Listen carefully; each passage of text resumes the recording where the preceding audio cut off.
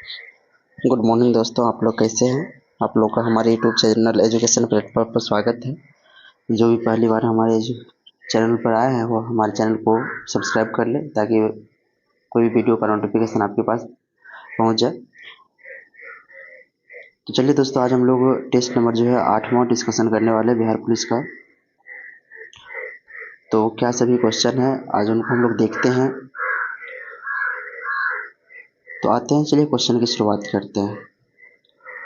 और बिहार पुलिस का एग्ज़ाम जो है आपका 7 तारीख से स्टार्ट हो रहा है, तो आप लोग क्वेश्चन सबको देख के जाएंगे, जो कि बहुत ही महत्वपूर्ण क्वेश्चन सब है। तो आइए देखते हैं क्या है। मिश्रित अर्थव्यवस्था की प्रमुख विशेषताएं निम्न में से कौन सी नहीं है। तो मिश्रित अर्थव्यवस्था की जो प्रमुख विशेषताएं है वो उसमें कौन सा नहीं होगा। सार्वजनिक तथा निजी क्षेत्र का सह अस्तित्व। उसके बाद है आर्थिक नियोजन और सरकार की नियामक के रूप में भूमिका और केवल निजी क्षेत्र का सहमति। दोस्तों, इसमें सार्वजनिक तथा निजी क्षेत्र का सह अस्तित्व होता है, आर्थिक नियोजन भी होता है और सरकार की नियामक के रूप में भूमिका ये भी होती है। लेकिन इसमें कौन बोला है कि कौन नहीं है, तो वो हो जाएगा निजीकरण। ये जो केवल निजी क्षेत्र का सह अस्तित्व नहीं होता है मिश्रित अर्थव्यवस्था में, तो आप इस चीज़ को ध्यान रखिएगा। ठीक है दोस्तों, चलिए आगे क्वेश्चन देखते हैं क्या है हमारा। आगे क्वेश्चन है 2 नंबर में कि पहली बार भारत में जाति आधारित जनगणना किस वर्ष प्रारंभ हुई थी। तो भारत में पहली बार जो है जाति आधारित जनगणना जो हुई थी दोस्तों वो 1931 में हुई थी। कब हुई थी, तो 1931 में हुई थी। उसके बाद क्वेश्चन आपका कि भारत का स्वदेशी debit card network RuPay credit card की शुरुआत कब हुई थी। 2017 में इसकी दोस्तों शुरुआत हुई थी। और यह जो है आप इसे याद रखेंगे, रुपए कार्ड के माध्यम से हम लोग जो है प्रत्येक लेन देन की लागत में कमी आएगी, ये सी बात है। तो आप इसको याद रखिएगा, भारत में स्वदेशी डेबिट कार्ड नेटवर्क रुपए क्रेडिट कार्ड की शुरुआत कब हुई थी, तो 2017 में। करोटी में भारत में रोटी बैंक की पहल किससे संबंधित हो जाएगा दोस्तों। तो यह हो जाएगा आपको जैसे कह रहा है कि भूख से निपटने के लिए, कुपोषण को समाप्त करने के लिए, जलवायु परिवर्तन से या बढ़ती हुई प्राकृतिक आपदाएं से। दोस्तों इसका जो आंसर सही आंसर हो जाएगा वो हो जाएगा भूख से निपटने के लिए जो है इस पहल की शुरुआत, मतलब भारत में रोटी बैंक की पहल जो है इससे संबंधित है, भूख से निपटने के लिए। अगला क्वेश्चन देखते हैं क्या है। कह रहे कि विकासशील अर्थव्यवस्था वाले देश हैं, तो ब्राज़ील भी है, चीन भी है, दक्षिण अफ्रीका भी है और अपना भारत भी विकासशील देश में ही आएंगे दोस्तों। ठीक है, तो इनमें से सभी इसका आंसर हो जाएगा। आप याद रख सकते हैं इन सभी देशों को, ब्राज़ील, चीन, भारत, दक्षिण अफ्रीका, ये सभी जो है विकासशील देश है। और आगे क्वेश्चन देखते हैं क्या है। कह रहे कि रैयतवाड़ी व्यवस्था का जन्मदाता किसे माना जाता है दोस्तों। तो ये जो रैयतवाड़ी व्यवस्था का जो जन्मदाता माना जाता है दोस्तों वह टॉमस मुंडो और कैप्टन रीड को माना जाता है। कैप्टन रीड को माना जाता है, तो ध्यान रखेंगे।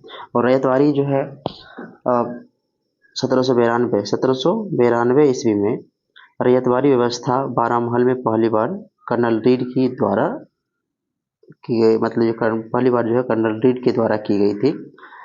और इस व्यवस्था की को जो है मद्रास में लागू कब किया गया था दोस्तों, तो 1820 में लागू किया गया था। 1792 में जो है रैयतवाड़ी व्यवस्था जो है बारामहल में पहली बार कर्नल रीड के द्वारा लगाया गया था। ठीक है,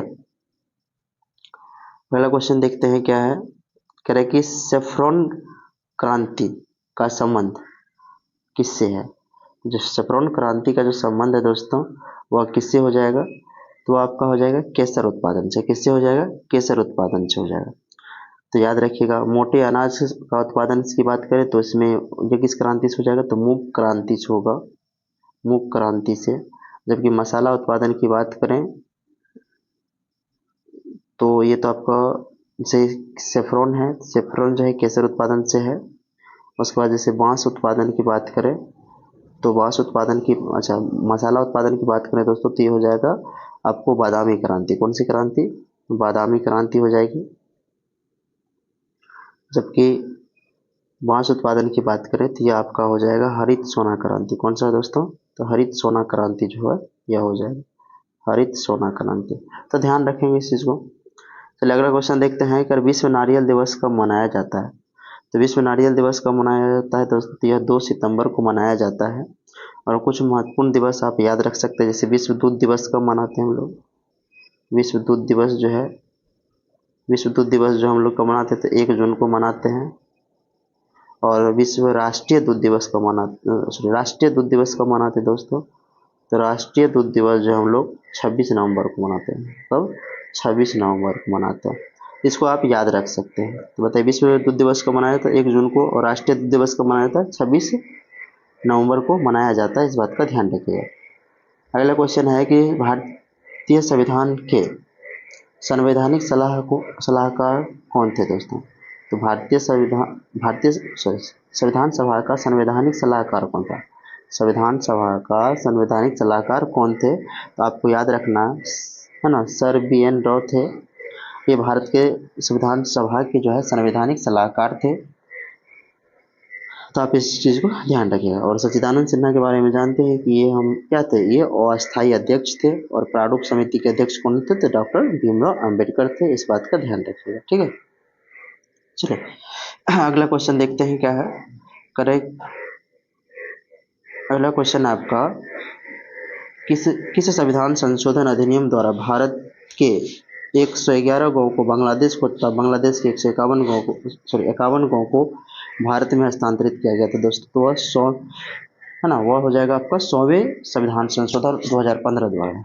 कब, 2015 द्वारा जो है दोस्तों, यह आपको जो यह संविधान संशोधन अधिनियम है। तो मतलब इस संविधान संशोधन में जो दोस्तों क्या किया गया था, भारत के 111 गाँव को बांग्लादेश को दे दिया गया था, और 51 गाँव को भारत में हस्तांतरित किया गया था। चलिए अगला क्वेश्चन देखते हैं क्या है।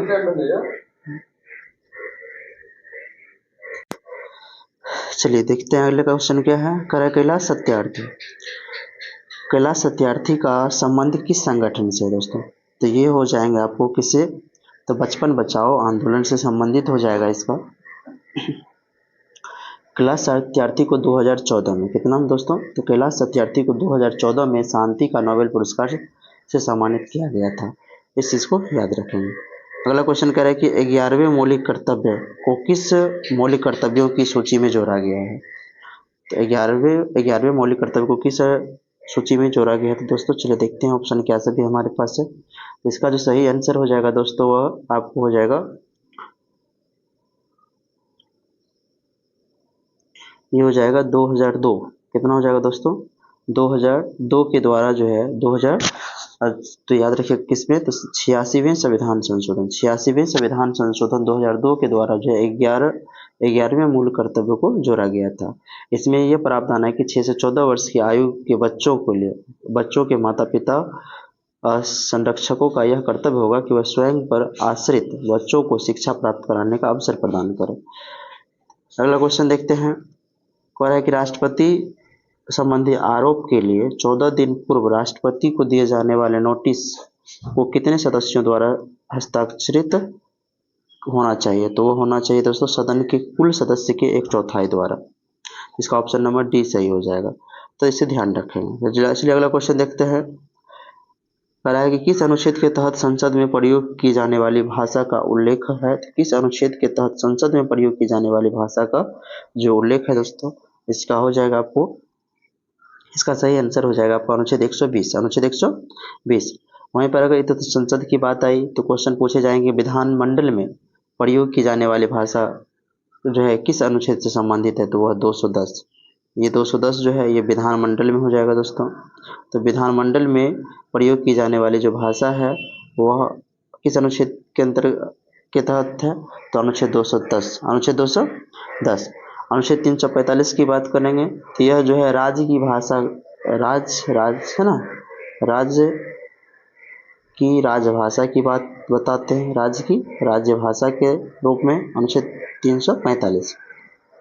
अगला ऑप्शन जैसे अनुच्छेद 346 है दोस्तों, यह एक राज्य और दूसरे राज्य अथवा राज्य एवं संघ के बीच है ना पत्रादि के लिए राजभाषा है। तो आप ध्यान रखेंगे।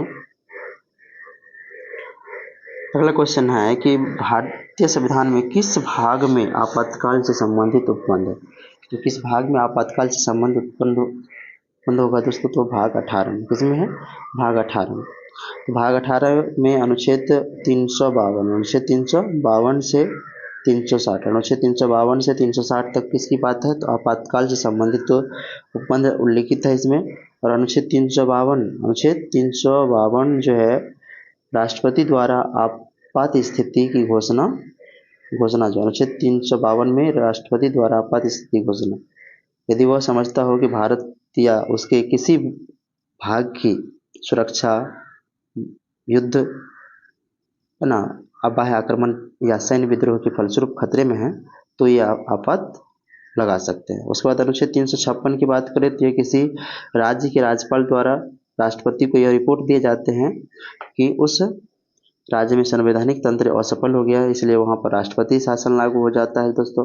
और अनुच्छेद 360 की बात करें तो अनुच्छेद 360 में जो है यह राष्ट्रपति यह समझता है कि भारत या इसके किसी भी भाग को वित्तीय स्थिरता एवं, इसलिए जो इस कंडीशन में जो है अनुच्छेद 360 में वित्तीय आपात लगता है दोस्तों। कौन सा? वित्तीय आपात। तो इस चीज़ को ध्यान रखिएगा। अनुच्छेद 352 के अंतर्गत जो राष्ट्रपति द्वारा जो है आपात स्थिति घोषणा की जाती है। अनुच्छेद 356 में जो है राज्य के राज्यपाल द्वारा राष्ट्रपति को कुछ रिपोर्ट दिए जाते हैं और उस आधार पर जो है राज्य में राष्ट्रपति शासन लागू होता है। और अनुच्छेद 360 की बात करें तो यह जो है जब हमारे किसी भी देश में जब वित्तीय स्थिति की बात करें तो उस स्थिति में जो है आपका वित्तीय आपात की घोषणा की जाती है। जब हमारा जो वित्तीय स्थिरता और साख खतरे में रहते हैं तो उस कंडीशन में वित्तीय आपात की घोषणा कर दी जाती है।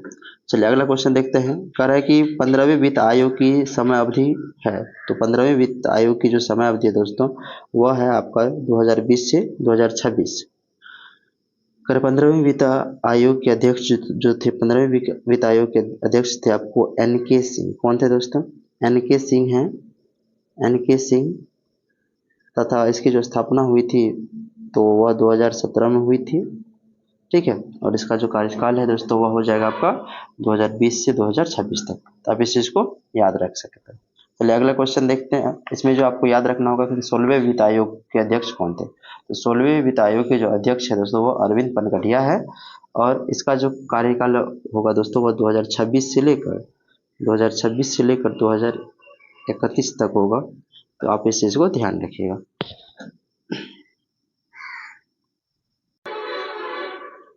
चलिए अगला क्वेश्चन क्या है उसको देखते हैं। कर पहली बार लोकसभा चुनाव समय पूर्व संपन्न कराए गए थे। कब कराए गए थे? तो ये 1971 में हो जाएगा दोस्तों। पहली बार जो है लोकसभा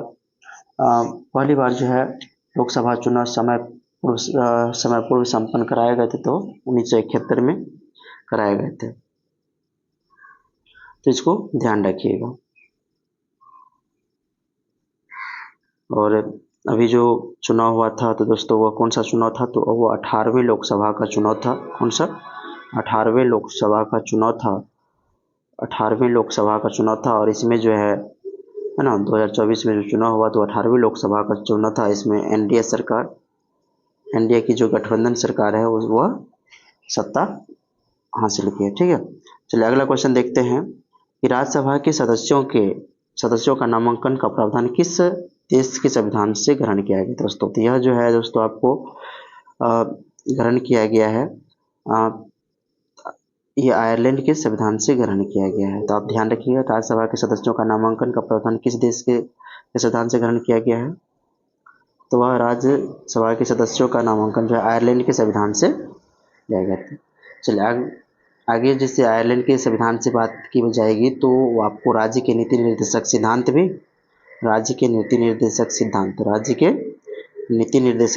भी जो है दोस्तों वह किस देश के संविधान से लिया गया है? तो वह आपको याद रखना आयरलैंड का। और साथ ही साथ राष्ट्रपति की निर्वाचन पद्धति जो लिया गया है वह भी किस देश के संविधान से, राष्ट्रपति की जो है निर्वाचन पद्धति की बात करें वह भी किस संविधान से लिया गया दोस्तों? तो वह भी आपको लिया गया है आयरलैंड के संविधान से ही। अगला क्वेश्चन कहते हैं क्या पहला क्वेश्चन है कि मूंगफली का टीका रोग किसके कारण होता है। तो मूंगफली का जो टीका रोग होता है दोस्तों, वह क्या होता है, कवक के कारण होता है। किसके कारण होता है, कवक के कारण होता है। और कौन से कवक से होता है, तो याद रखिएगा सरको, है ना दोस्तों, इसका याद रखिएगा। ये हो जाएगा सर्को अस्वोड़ा, सर्को अस्वोड़ा और पर्सेनेटा, पर्सेनेटा जो है इसके इस कवक के कारण ये मूंगफली में टीका रोग होता है। ठीक है, तो आप इस चीज़ को ध्यान रखिएगा। चलिए अगला क्वेश्चन देखते हैं। कह रहा है कि इंसुलिन हार्मोन कहाँ से स्रावित होता है दोस्तों, तो वह बीटा कोशिका से होता है। किससे होता है, बीटा कोशिका। ये बीटा कोशिका होता कहाँ है, ये अग्नाशय में होता है। कहाँ दोस्तों होता है, तो अग्नाशय में जो है, अग्नाशय में बीटा कोशिका होता है। आप इसको ध्यान रखिएगा। चलिए अगला क्वेश्चन देखते हैं क्या है। और इंसुलिन के का कमी से जो है दोस्तों मधुमेह रोग होता है, और इंसुलिन का अधिकता से जो है हाइपो हाइपोग्लाइसीमिया नामक रोग होता है। इस चीज़ को ध्यान रखिएगा। चलिए अगला क्वेश्चन क्या है।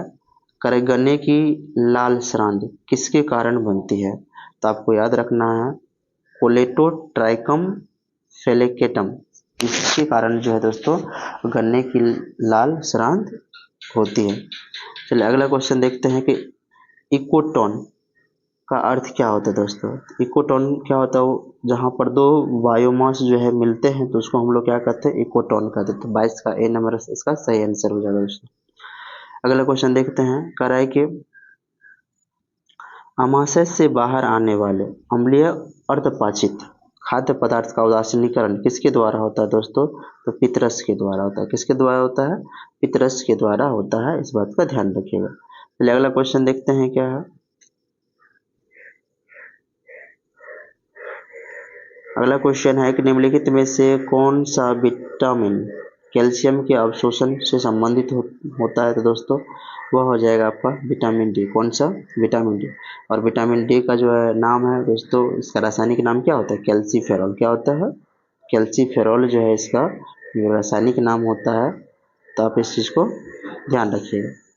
चलिए अगला क्वेश्चन देखते हैं क्या है। सॉलिड वेस्ट निम्नलिखित में से और किस नाम से जाना जाता है, उसको सल्ज के नाम से जाना जाता है दोस्तों। इसको याद रखिएगा। कह रहा है कि जीवन को बनाए रखने के लिए क्या है दोस्तों, तो जीवन को बनाए रखने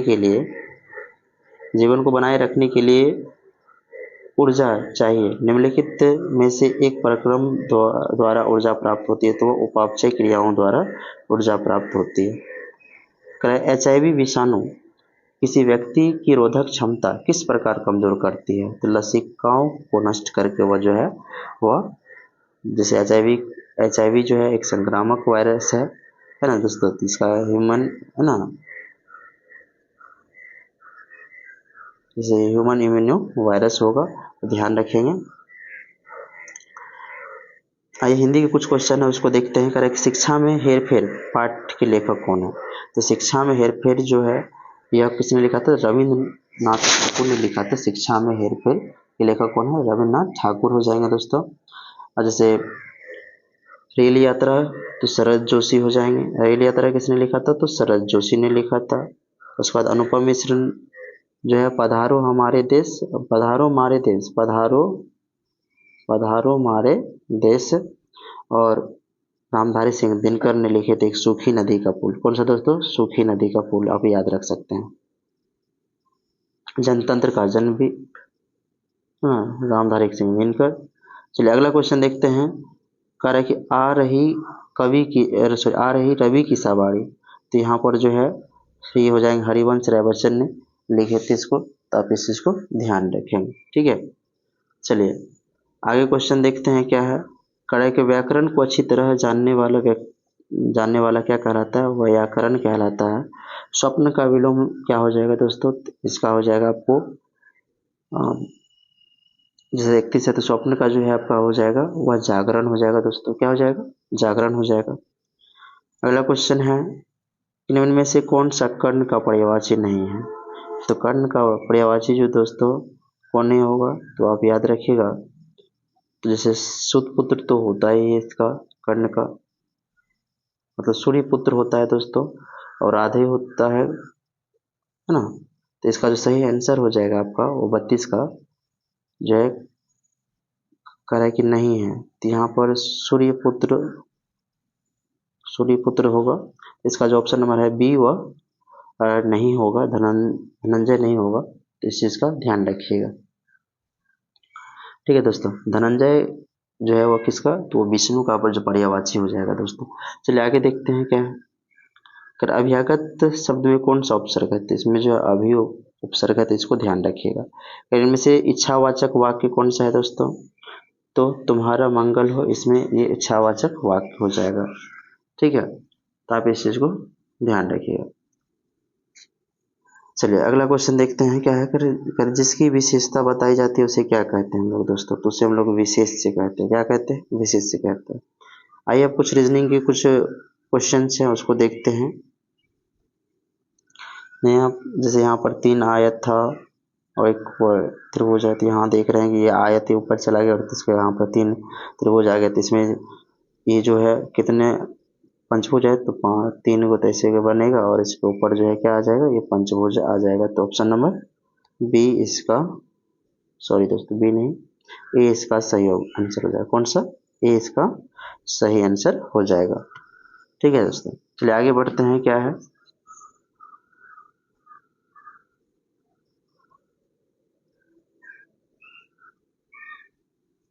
देखें सॉरी दोस्तों, यहाँ पर 2-2 करके है, 2 त्रिभुज है, यहाँ पर 3 था तो 2 करके आएगा। तो ऑप्शन नंबर बी ही सही इसका आंसर हो जाएगा।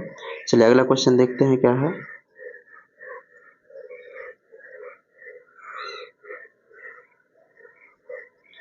कर दी गई आकृति में कितने त्रिभुज हैं दोस्तों, तो वर्ग को गिन लेते हैं पहले। 1 2 3 4 5 6 7 8, तो 8 का गुना कर दीजिए, ये तो 16 हो गया और 4 यहाँ से दिख रहे हैं तो प्लस में 4, तो ये हो जाएंगे आपको 20। कितने हो जाएंगे दोस्तों, इसमें 20 हो जाएंगे। ठीक है, चलिए अगला क्वेश्चन कहता है क्या, कह कि विमल श्याम से लंबा है। तो विमल जो है वह श्याम से लंबा है। ठीक है, लेकिन उमेश से नाटा है, उमेश से नाटा है। उमेश रजत से लंबा है, उमेश जो है रजत से लंबा है। चलिए उमेश रजत से लंबा है, तो यहाँ भी हो सकता है, यहाँ भी कहीं भी हो सकता है। चलिए देख लेते हैं बाद में क्या होगा।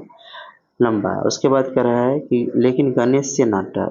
उमेश जो है रजत से तो लंबा है लेकिन गणेश से नाटा है। यदि श्याम रजत से लंबा है, श्याम जो है रजत से लंबा हो जाएगा, तो रजत यहाँ आ जाएंगे दोस्तों। तो सबसे नाटा कौन हुआ, तो रजत हो जाएगा। कौन हो जाएगा, रजत हो जाएगा।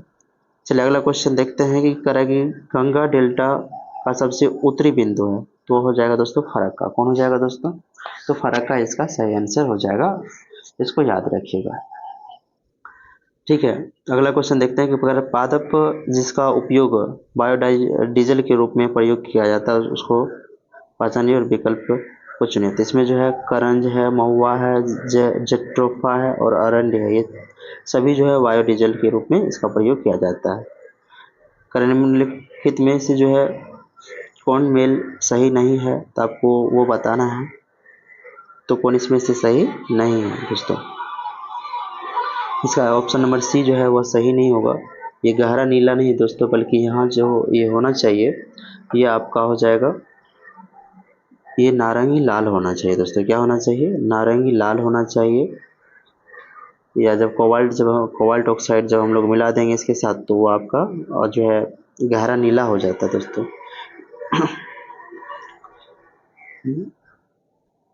तो मतलब कांच में जब हम लोग ये सेलेनियम ऑक्साइड नहीं, जब यहाँ पर हम लोग क्या रखेंगे दोस्तों, यहाँ पर कोबाल्ट ऑक्साइड रखेंगे तब जाके ये सही हो जाएगा। कोबाल्ट होना चाहिए दोस्तों। तो चलिए इसको ध्यान रखेंगे, है ना। जब ये सेलेनियम ऑक्साइड है तो ये जो है कांच के साथ जो है रिएक्ट करके जो है मिलाने पर ये लाल नारंगी होता है। क्या होता है, लाल नारंगी होता है, जबकि कोबाल्ट के साथ मिलाने पर ये गहरा नीला होता है। चलिए इसका तो ऑप्शन नंबर सी क्या हो जाएगा, गलत हो जाएगा। फ्रियोन का रासायनिक सूत्र क्या होता है दोस्तों, CF2Cl2 इसका जो है सूत्र होता है। फ्रियोन का सूत्र आप इसको ध्यान रखिएगा। चलिए अगला क्वेश्चन देखते हैं क्या है। अगला क्वेश्चन कह रहा है आपको कि निम्नलिखित में से कौन सा एक एंटीसेप्टिक औषधि है दोस्तों। जो एंटीसेप्टिक औषधि होता है तो ये क्या होता है, एक्रिफ्लेविन जो है एक तरह का एंटीसेप्टिक औषधि है ना। और एक ये सब जो आप देख रहे हैं स्पेरिन है ना, फिनेसिटिन और पायरोमिडिन, ये सभी जो है एंटीपायरेटिक्स हो जाएंगे दोस्तों, तो इसको याद रखिएगा। चलिए अगला क्वेश्चन देखते हैं। कह रहे कि निम्न में से किसका उपयोग बिजली से लगी आग बुझाने के लिए किया जाता है। तो दोस्तों किसका किया जाता है, तो इसमें पायरीन का किया जाता है। किसका किया जाता है दोस्तों, तो पायरीन का उपयोग जो है CCl4 जो है, इसका उपयोग जो है पायरीन का उपयोग बिजली से लगी आग बुझाने में होता है, इसको ध्यान रखिए। चलिए अगला कह रहा है कि निम्न में से किसका प्रयोग ट्यूब बनाने में होता है। निम्न में से किसका प्रयोग ट्यूब बनाने में होता है दोस्तों, तो ट्यूब बनाने में जो है हम लोग पॉली प्रोपाइल है ना, प्रोपाइलिन का प्रयोग जो है ट्यूब बनाने में करते हैं। पॉलीप्रोपाइलिन है ना, प्रोपाइलिन का उपयोग जो हम लोग ट्यूब बनाने में करते हैं। जैसे थैली या ट्यूब बनाने में जो है पॉलीथीन, और रेडियो और टेलीविज़न बनाने में जो हम लोग पॉली स्टाइरिन का यूज़ करते हैं, और केबल बनाने में हम लोग पॉलीविनाइल क्लोराइड का, इसका जो है हम लोग केबल बनाने में करते हैं, है ना। कवर बनाने में केबल का जो है तार का जो कवर बनाने में हम लोग पॉलीविनाइल क्लोराइड का प्रयोग करते हैं। और टेरेलिन का जो उपयोग होता है दोस्तों वो वस्त्र उद्योग में होता है, इसको ध्यान रखिएगा। चलिए अगला क्वेश्चन देखते हैं कि कांच को कठोर बनाने के लिए उसमें क्या मिलाया जाता है। तो कांच को कठोर बनाने के लिए उसमें जो है पोटेशियम क्लोराइड मिलाया जाता है दोस्तों। क्या मिलाया जाता है, तो पोटेशियम क्लोराइड मिलाया जाता है। अगला क्वेश्चन है कि निम्न में से कौन अल्फा परिवर्तन का उदाहरण है दोस्तों। तो निम्न में से कौन जो अल्फा परिवर्तन का उदाहरण हो जाएगा, तो रेडियम 226 ये आपको अल्फा परिवर्तन को दर्शा रहा है। जैसे कि देखिए यहाँ पर परमाणु संख्या में 2 की कमी है ना, और जबकि परमाणु द्रव्यमान में भी कितने की 2 की कमी हुई है, ठीक है। तो आप इस चीज़ को ध्यान रखें। तो यहाँ पर जो आपको क्या हुआ, अल्फा परिवर्तन देखने को मिल रहा है। और अल्फा परिवर्तन को दर्शाता है क्योंकि इसमें द्रव्यमान में 4 की कमी, तब परमाणु संख्या में 2 की कमी हो रही है। सॉरी, चलिए देखिए, तो परमाणु द्रव्यमान में कितने की कमी हो रही है, परमाणु संख्या में 2 की कमी हो रही है, और परमाणु द्रव्यमान में यहाँ जो है 26 हुई, और यहाँ पर 224। तो इसमें आपका जो है परमाणु द्रव्यमान में जो कमी हो रहा है वो कितने का हो रहा है दोस्तों, तो 4 का होना चाहिए, 4 का कमी हो जाएगा दोस्तों यहाँ पर। तो आप इस चीज़ को ध्यान रखिएगा। 222 के आसपास होगा यहाँ पर। चलिए देखते हैं अगला क्वेश्चन। देखिए अगला क्वेश्चन क्या है,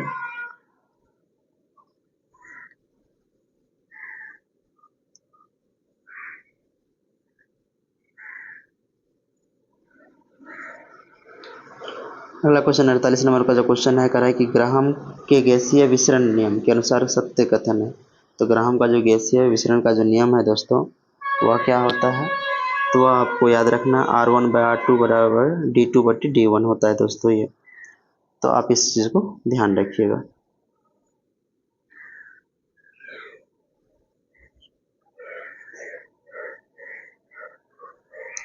चलिए तो अगला क्वेश्चन क्या है उसको देखते हैं दोस्तों। क्या है अगला क्वेश्चन हमारा,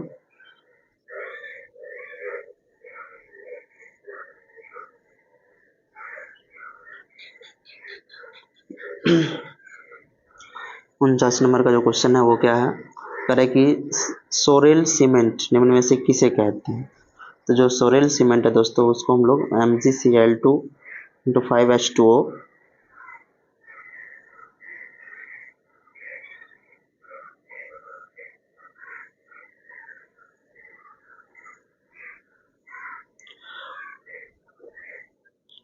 तो ये जो सिरोल सीमेंट कहते हैं दोस्तों, वह किसको कहते हैं, तो ये MgCl2 और इंटू 5MgO इंटू XH2 होता है। यही आपका क्या है, सिरोल सीमेंट का फॉर्मूला होता है। तो आप इस चीज़ को ध्यान रखिएगा, ठीक। चलिए अगला क्वेश्चन देखते हैं क्या है, करें लिथियम बिहार में किस जिले में पाई जाती है?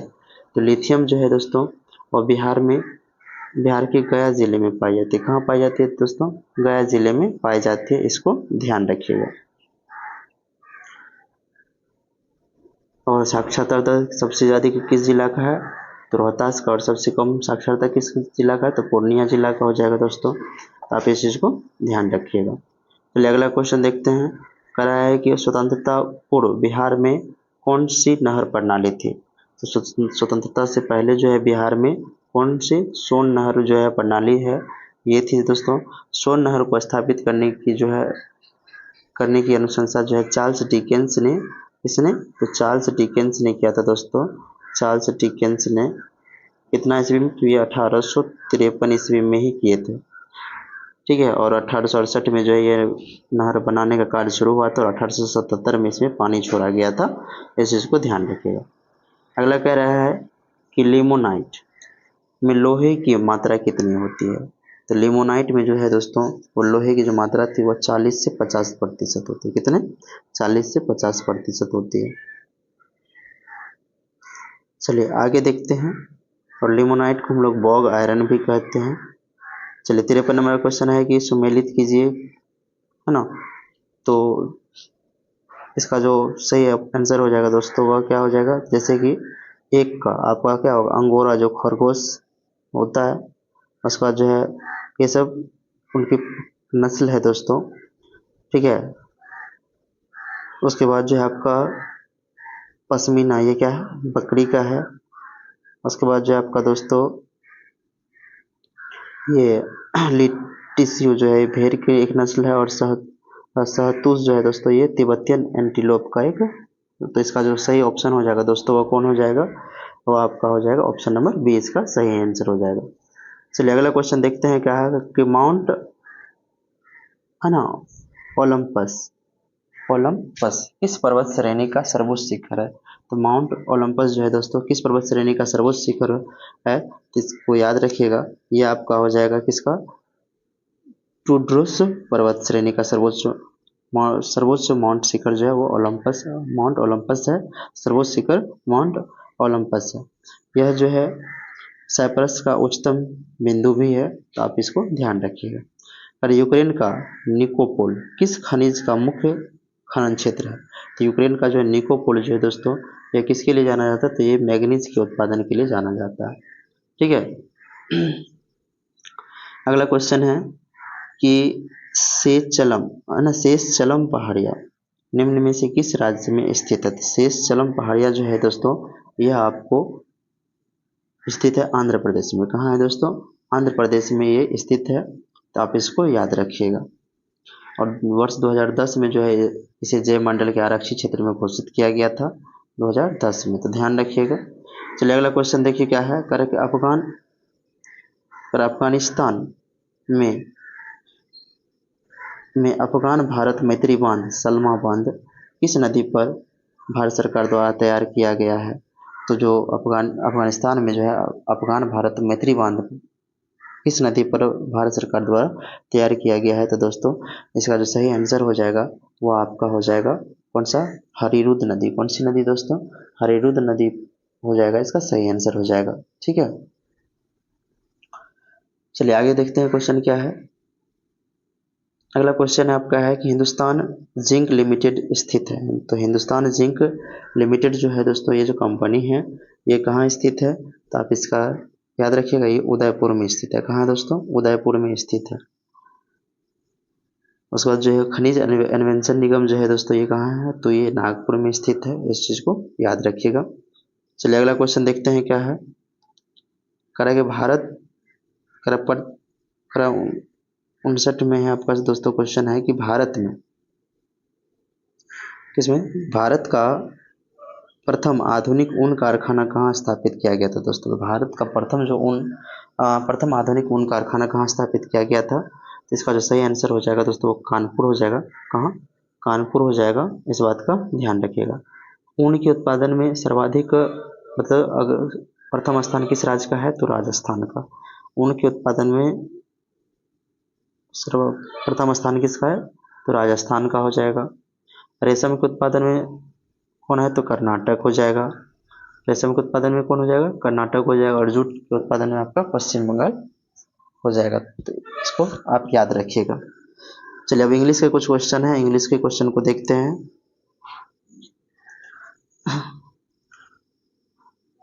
इंग्लिश में जो दोस्तों क्वेश्चन है वो क्या है आपका, कह रहा है कि वुड फील्स हार्ड, है ना।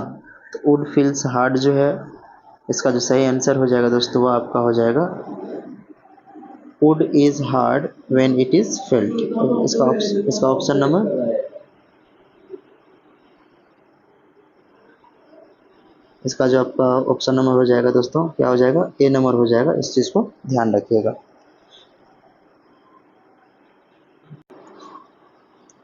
तो अगला क्वेश्चन देखिए क्या है, करें कि change the word into noun and choose the correct option. इसमें आपको करेक्ट ऑप्शन चूज करने के लिए तो ये केयरलेसनेस हो जाएगा दोस्तों,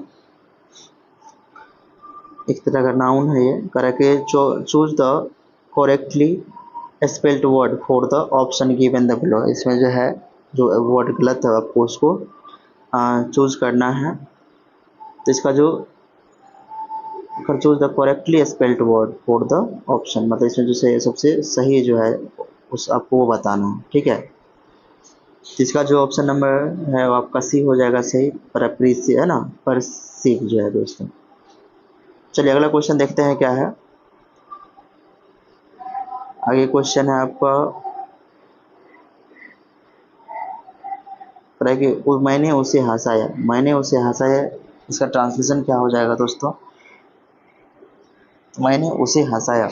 तो कौन से पास्ट इंडेफिनिट टेंस में हो जाएंगे, तो इसका जो सब्जेक्ट प्लस हाँ V2 प्लस ऑब्जेक्ट होता है दोस्तों। तो आई क्या हो जाएगा, मैंने, तो आई लाफ्ड हिम, मैंने उसे हंसाया। तो ऑप्शन नंबर सी इसका बिल्कुल सही हो जाएगा, आप इसको ध्यान रख सकते हैं, ठीक है दोस्तों। चलिए अगला देखिए क्या है।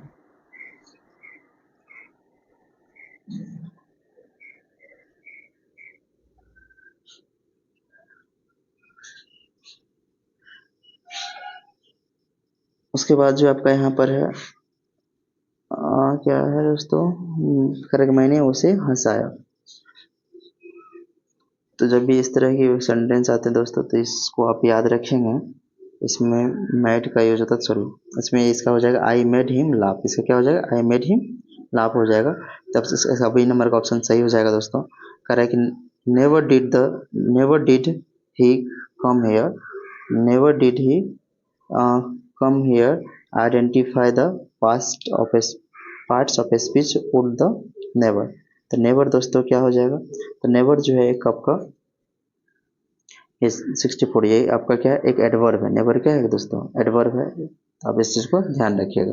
चलिए 65 नंबर का क्वेश्चन देखिए, तो सेनम्स बोल रहा है ना। नेब का आपको सेनम्स बताना है, क्या हो जाएगा, इसका दुष्ट होता है। तो इसका जो सही आंसर हो जाएगा आपका रॉज हो जाएगा। क्या हो जाएगा दोस्तों, रॉज इसका सही आंसर हो जाएगा। चलिए अगला देखते हैं, रेविल द विस्प मीन्स क्या होगा, है ना। विल ओ द विस्प मतलब एक तरह का आइडम्स है दोस्तों।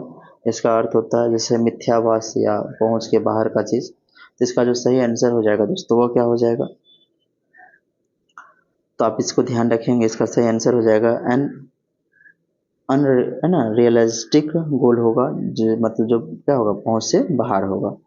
अगला क्वेश्चन देखिए क्या है, करें fill in the blanks with the suitable preposition. इसमें सुटेबल प्रीपोजिशन का ही लुक्स डैश हिज फादर, तो क्या हो जाएगा, तो इसका सही जो आंसर क्या हो जाएगा दोस्तों, तो आप याद रखेंगे आफ्टर क्या हो जाएगा, आफ्टर इसका सही आंसर हो जाएगा, ठीक है। आगे चलते हैं कि मैथ के कुछ क्वेश्चन है, मैथ के क्वेश्चन को देखते हैं दोस्तों। क्या है मैथ का क्वेश्चन, करें कि कोई राशि 5 वर्षों में जो है 50% बढ़कर जो है दोस्तों ये कितना हो जा रहा था। यहाँ पर पहले हम लोग तो देखते हैं कि 50 दर क्या हो रहा है, 5 वर्षों में मतलब कोई राशि जो है इतना बढ़ जाती है दोस्तों, ठीक है। और 3 राशियों एक्स वाई जेड, तो इसमें हम लोग देखते हैं कि 5 साल में बदल रहे हैं, तो ये क्या हो जाएंगे। तो इसको भी 5 से भागा, इसको भी 5 से भागा, इसको भी 5 से भागा करते हैं, ठीक है। 5 दूना 10 हुआ, 5 तिया 15 और 5 छः 20, 3 अनुपात है ना। तो ये बराबर में आ रहा है, मतलब इतने समय, ये आपको समय को बताएगा। ठीक है, तो देखते हैं। और ये जो है आपको हम लोग यहाँ पर दर की बात करें इतना बढ़ जाती है, तो फार्मूला आप लोग जानते हैं चक्रवृद्धि ब्याज में, ये मिश्र धन बराबर क्या होता है, तो P इंटू 1+R/100 क्या होता है, amount is equal to P into 1+R/100 पे पावर टी बोलिए, जो समय आएगा। तो हर जगह यहाँ पर क्या, जैसे यहाँ पर प्रिंसिपल हमें मालूम नहीं था, हम एक्स मान लेते हैं, क्या होगा, मतलब ये इतने इतने राशि ही ना लगाए जा रहे हैं, तो एक्स गुना क्या हो जाएगा बताइए। अब 150 की वृद्धि यहाँ पर भी होगी, बटे में 100 कितने वर्ष के लिए, तो यहाँ पर जो समय है तो 2 वर्ष के लिए रखेंगे। ठीक है, उसके बाद इसी तरह से हम लोग निकालेंगे एक्स, उसका बाद वाई है, तो इंटू यही चीज़ रह जाएंगे 150। इसका जो सही आंसर हो जाएगा दोस्तों, आप इसको सॉल्व जब कीजिएगा, अब पावर में यहाँ पर कितने हुआ था, 5 या 15 हुआ था, 3 हो जाएगा। और उसके बाद जो है दोस्तों, उसके बाद जो आएगा तो वह आएगा आपको वो जेड इंटू 150 बटे में 100 फिर पावर में 4 आ जाएगा। तो उसके बाद कुछ कट रहे होंगे कॉमन टर्म, तो उसको काट कर फिर यहाँ से बनाइएगा, तो इसका जो सही आंसर हो जाएगा दोस्तों वह क्या हो जाएगा, आपका ऑप्शन नंबर बी इसका सही आंसर हो जाएगा। इसको ध्यान रखिएगा। अगला क्वेश्चन देखते हैं क्या है। करें कि 1 रुपये में 21 बटन बेचने पर विक्रेता को 20% की हानि और उसे 140% का लाभ कमाना चाहता है, तो कितना बेचेगा। तो विक्रय मूल्य उसका कितना, 21 रुपया है। तो हानि की बात करें तो हानि कितना का हुआ, तो 20% का हानि हुआ। तो यहाँ से जो है,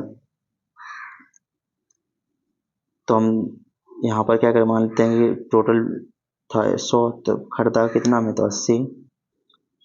तो क्रय मूल्य जो है यहाँ पर क्या हो जाएगा, तो इसको बनाने के लिए आप लोग, तो क्रय मूल्य आपका हो जाएगा 21 का 80% करेंगे दोस्तों, तो यहाँ से ये 0 कटा, है ना, या इसको रहने देते हैं। फिर हमें चाहिए कितने पर, तो 140 रुपये लाभ लेना चाहता है, तो क्रय मूल्य हो जाएगा 21।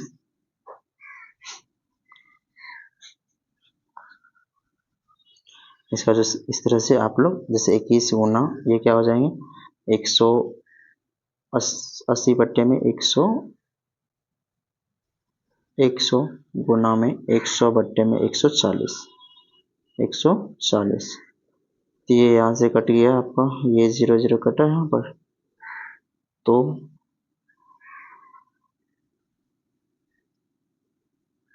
कितना से कट रहा है, 7 से,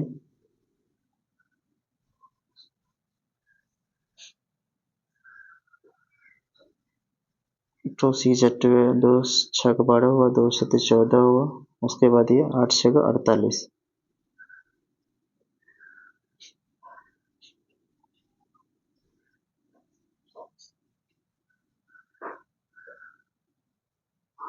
तो दोस्तों यहाँ पर जो है कुछ मिस्टेक हो रहा है, तो चलिए देखते हैं, फिर से देख लेते हैं, हटाइए उसको।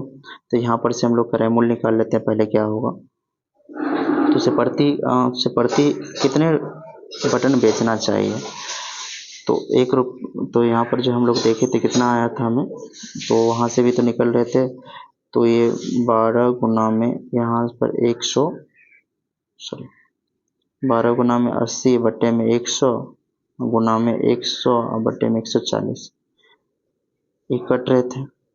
उसके बाद जो है हमें प्रति बटन की बात की जा रही है। ठीक है दोस्तों, तो ये जो है आपको क्या निकला है इसका, सॉरी यहाँ 21 करेंगे, 12 नहीं दोस्तों 21 करेंगे, सॉरी। तो ये हो जाएगा 0 0 कटा, 7 दूना 14, 7 21 और 2 चौके 8, तो 12 रुपया ये हो गया।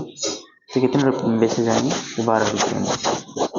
तो हमें ये क्वेश्चन में कहा क्या जा रहा है, तो इसका जो ऑप्शन नंबर हो जाएगा बी सही हो जाएगा, बिल्कुल सही हो जाएगा।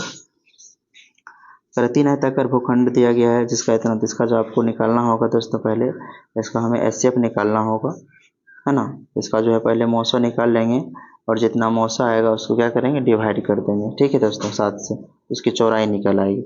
इसका जो सही आंसर हो जाएगा दोस्तों, वो आपका क्या हो जाएगा, इसका 3 मीटर सही आंसर हो जाएगा।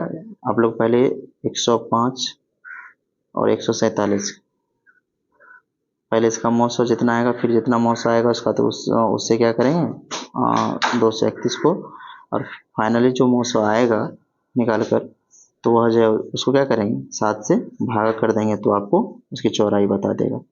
अगला क्वेश्चन करें कि एक लंबवृत्तीय शंकु का आयतन जिसके आधार की त्रिज्या ऊंचाई के इतने समान है तो गोले का आयतन बराबर है, तो शंकु और गोले की त्रिज्या का अनुपात कितना, वो है ना क्यूब रूट 63 हो जाएगा। ठीक है दोस्तों, इसको बना लीजिएगा, सॉल्व कर लीजिएगा, दोनों का आयतन बराबर है। करें कि शंकु का आयतन 1/3 पाई आर स्क्वायर एच बराबर में 4/3 पाई आर क्यूब हो जाएगा। यहाँ से इसको सॉल्व करके देख लीजिएगा। चलिए अगला क्वेश्चन देखेंगे क्या होगा। इसको सॉल्व अगर रखेंगे वैल्यू सारे इसके जो भी वैल्यू है ना, तो उस वैल्यू को रखिएगा तो यहाँ से आपका निकल आएगा।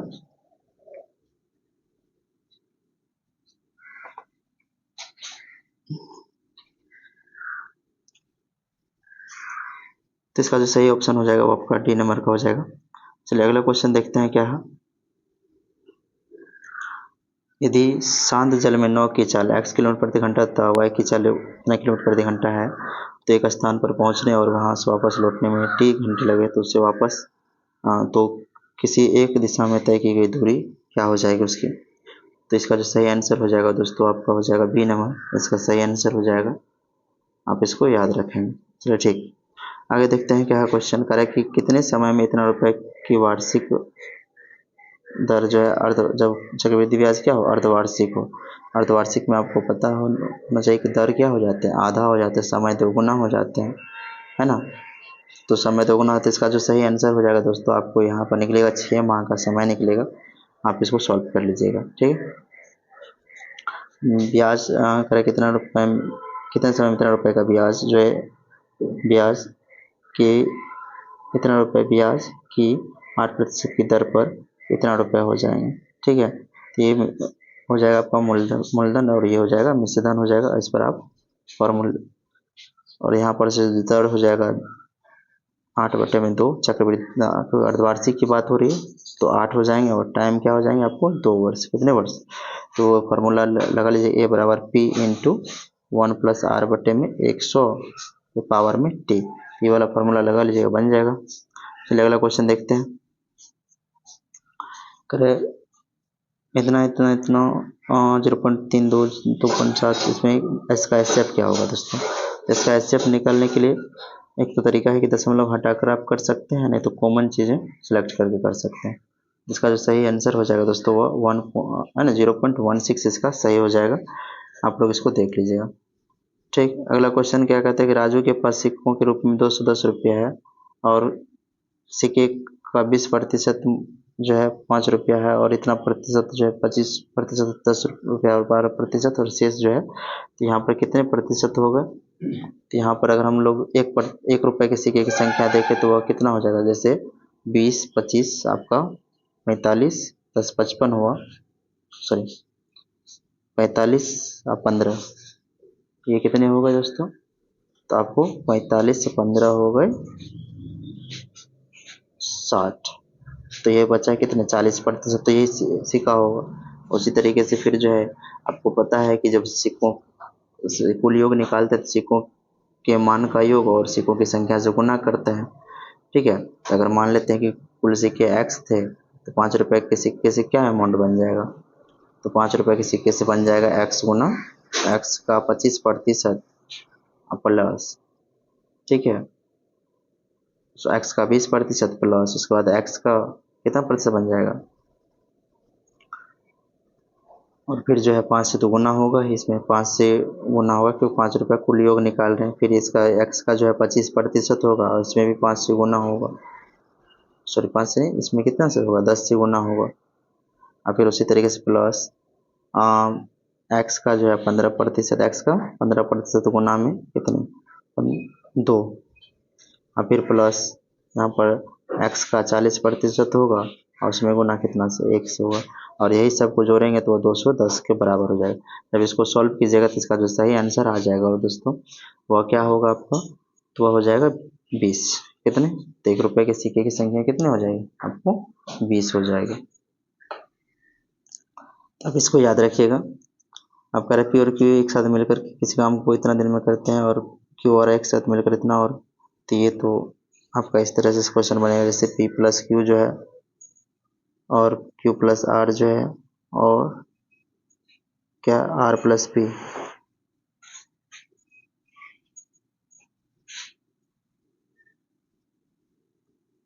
चलिए दोस्तों, इसका जो हम आगे ये सब क्वेश्चन, इसका जो सही आंसर हो जाएगा दोस्तों वो बना लीजिएगा, या एक वीडियो हम इस पर सिर्फ मैथ को लेकर थोड़ा डिटेल से बता देंगे। चलिए देखते हैं आगे क्वेश्चन। इसका जो है सही आंसर हो जाएगा, आपका ध्यान रखिएगा, इसका ऑप्शन सही हो जाएगा सी नंबर का, 16 दिन हो जाएगा। चलिए अगला क्वेश्चन देखते हैं क्या है। करें कि 70 में जो आपको इसका शून्य बोला है, x बराबर 2 दिया हुआ है, तो ये वैल्यू रखेंगे यहाँ पर, ठीक है। तो अन्य शून्य का आपको बताना है क्या हो जाएगा। तो 77 का जो आंसर हो जाएगा दोस्तों वो आपका क्या हो जाएगा, मतलब x माइनस 2x शून्य का आएगा, तो इसका जो सही आंसर हो जाएगा आपका वो क्या हो जाएगा, तो सी नंबर इसका सही आंसर हो जाएगा, ये x माइनस है ना, -3 और -4। चलिए देखते हैं साइंस का कुछ क्वेश्चन है। करें किसी चालक के सिरों के बीच विभवांतर उसमें बहने वाली धारा के समानुपाती होता है, यह नियम किसका था, तो ये ओम का नियम हो जाएगा। किसका, ओम का नियम हो जाएगा दोस्तों। अगला क्वेश्चन कह रहा है कि कोबाल्ट 60 किन किरणों को उत्सर्जित करता है, तो कोबाल्ट 60 जो है दोस्तों वह किन किरणों को उत्सर्जित करता है, तो वह आपको गामा किरणें उत्सर्जित करती है। अगला क्वेश्चन है कि पसीना शरीर को ठंडा करता है क्योंकि क्योंकि वाष्पीकरण के लिए गुप्त ऊष्मा की आवश्यकता होती है। इसका सही आंसर ये हो जाएगा दोस्तों बी नंबर। करें कि यदि किसी निकाय को क्यू ऊष्मा दी जाए तो ऊष्मा गतिकी के प्रथम नियम के अनुसार क्या हो जाएगा दोस्तों, इसका सही आंसर, इसका जो है 81 का आपका डी नंबर सही हो जाएगा, है ना। क्यू बराबर डेल्टा वी प्लस ओमेगा। करें यदि दो फोकस लेंसों के बीच की दूरी f1 f2 तथा उनके बीच की दूरी d हो तो समतुल्य फोकस दूरी क्या होगी। इसका जो सही आंसर हो जाएगा दोस्तों वह आपका सी नंबर का इसका सही आंसर हो जाएगा, इस चीज को यानी कि 1/f plus 1/f2 minus D बटे f1 इंटू f2। कराया कि ट्रिटोन व नेरेइड किस ग्रह का प्रमुख उपग्रह है दोस्तों, तो ट्रिटोन और ये जो नेइड है ना, नेरेइड, ये किस ग्रह का हो जाएगा, तो आप इस चीज का ध्यान रखिएगा। ये आपका हो जाएगा वरुण ग्रह का, किसका, वरुण ग्रह का।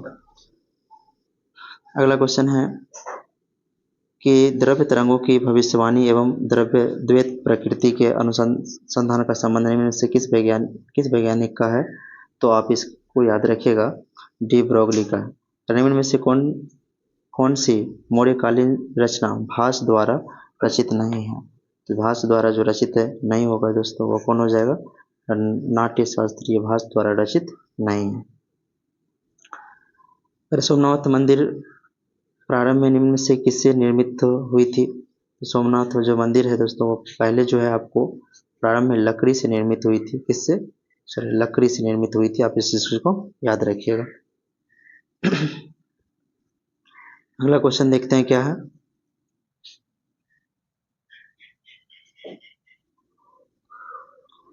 कर संगम काल में चोल राज्य का राज्य चिन्ह क्या था, चोल राज्य का राज्य चिन्ह क्या था, तो वह दोस्तों आपका बाघ था, क्या था, बाघ था। ऑप्शन नंबर सी इसका सही हो जाएगा। कर पटना में बाग ए जफर खां का निर्माण किस सूबेदार ने करवाया था, तो बाग ए जफर खां नामक निर्माण किस सूबेदार ने करवाया था, इसका जो है आपका सईद खान ने करवाया था, तो इस चीज को आप याद रखिएगा। अरे बिहार में पालयुग में कांस्य से निर्मित मूर्ति की एक उन्नत शैली का विकास हुआ जिसके निर्माण में निर्णायक देन क्या किसका था, इसका जो है ऑप्शन नंबर बी हो जाएगा, धीमन और विठल पाल के। कह रहा है कि मोहम्मद अली जिन्ना ने किस एक्ट को पूर्णतया सराहा हुआ और मूल रूप से बुरा कहकर अस्वीकार कर दिया था, तो वह आपका था भारत शासन अधिनियम 1935, भारत शासन अधिनियम 1935 का। उसके बाद आपका है कि सिराजुद्दौला की हत्या किसने की थी, सिराजुद्दौला की जो हत्या किए थे दोस्तों वह किसने किए थे, तो याद रखिएगा उसने मोहम्मद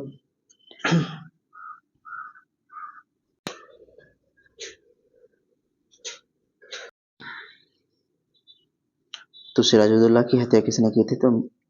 तो ये मीर जाफर के पुत्र मीरन के द्वारा, मीरन और मोहम्मद बेग के द्वारा, तो इसमें हो जाएगा मोहम्मद बेग के द्वारा कर दिया गया था, उसका सही आंसर हो जाएगा। चलिए अगला क्वेश्चन करेंगे। भारत में वर्ष 1838 में स्थापित राजनीतिक संगठन कौन सा था? तो वो ईमानदारी एसोसिएशन था दोस्तों। उसके बाद निम्नलिखित में से किसकी भाषा को पंचमेल खिचड़ी कहा जाता है? तो वो कबीरदास की भाषा को कहा जाता है दोस्तों। वर्ष बगदाद के खलीफा इल्तुतमिश को विशिष्ट अधिकार पत्र इल्तुतमिश को सुल्तान आजम की उपाधि दिया गया था। तो इसका जो सही आंसर हो जाएगा दोस्तों वह क्या हो जाएगा आपका 1229 में। करें कि प्रथम चोल शासक जिसने भूमि की पैमाइश कराई और पैमाइश के आधार पर निर्धारण किया तो वो राजराज प्रथम थे, इसको याद रखिएगा।